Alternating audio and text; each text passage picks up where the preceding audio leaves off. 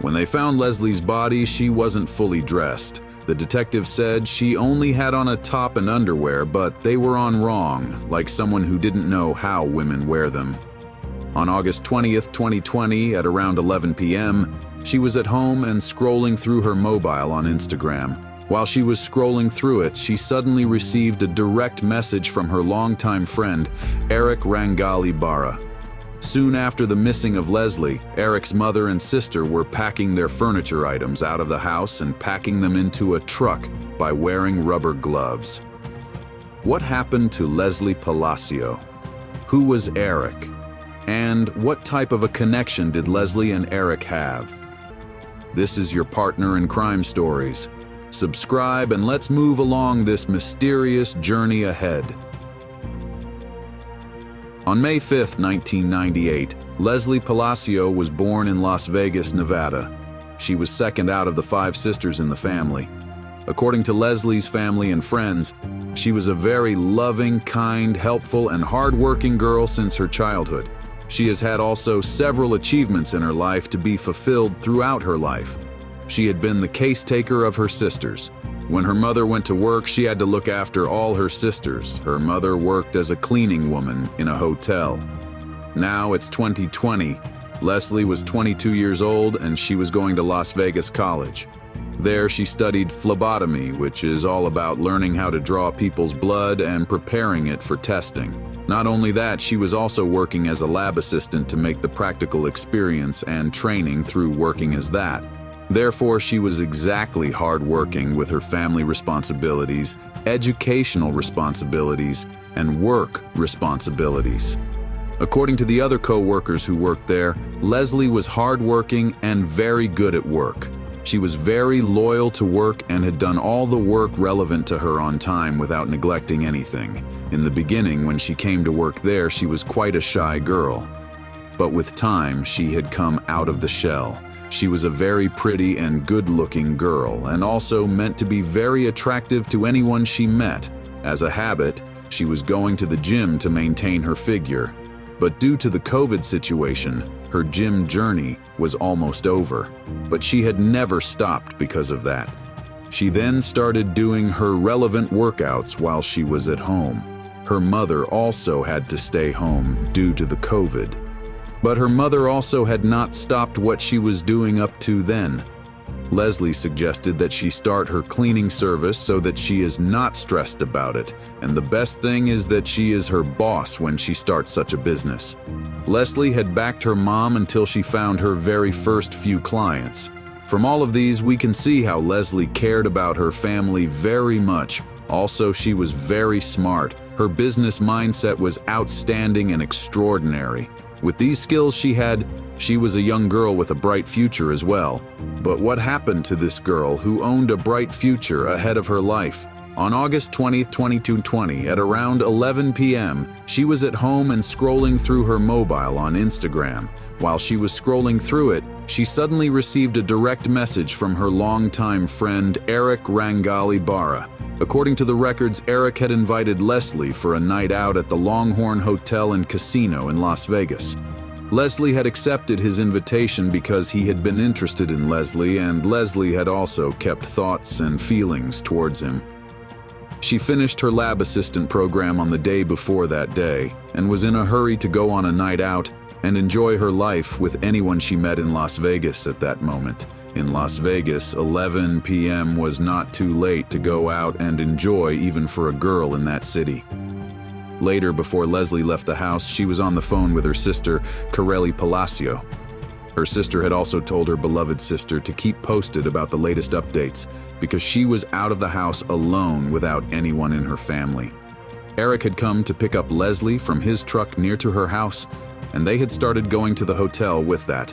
Corelli, their sister Leslie, had kept texting throughout the night until she remained out night at that day.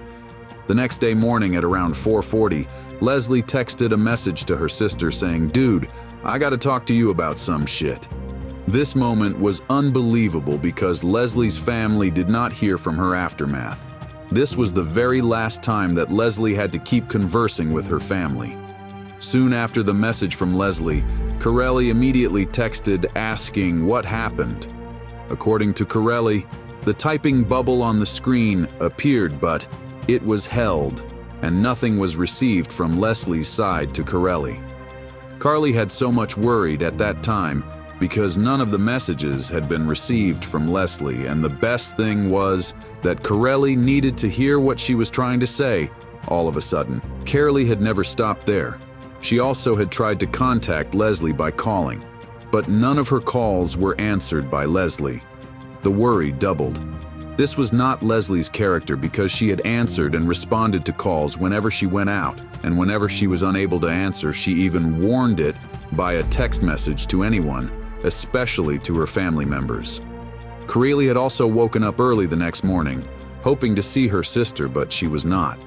Immediately, Carly decided to tell that she was worrying about Leslie, and soon after that, both her mom and she went out to search for Leslie all over the city. Corelli first tried to contact Eric's sister to get some information about them, but at that time, she too had not answered and responded through the phone. Then Leslie's mother and sister went to Eric's place to check whether Leslie had arrived. There was no one available at Eric's house either. They knocked on the door several times and left. Leslie's mom and Eric's mom were very close friends, as their children were. After a while, Eric's mother and sister were packing their furniture items out of the house and packing them into a truck. Seems to be they are leaving their current residence. Corelli and Leslie's mother saw this and went towards them and asked about her daughter. They had said no. At that moment, they had not even talked by keeping eye contact with Leslie's family members, and the surprising thing was that they were packing their goods by wearing rubber gloves. Then, the Palacio family also tried to contact Eric by calling him. But at that moment, his phone had also been disconnected and nothing was going on their side to find Leslie. Then, after contacting every possible individual, the Palacio family called hospitals, friends, and all who knew Leslie.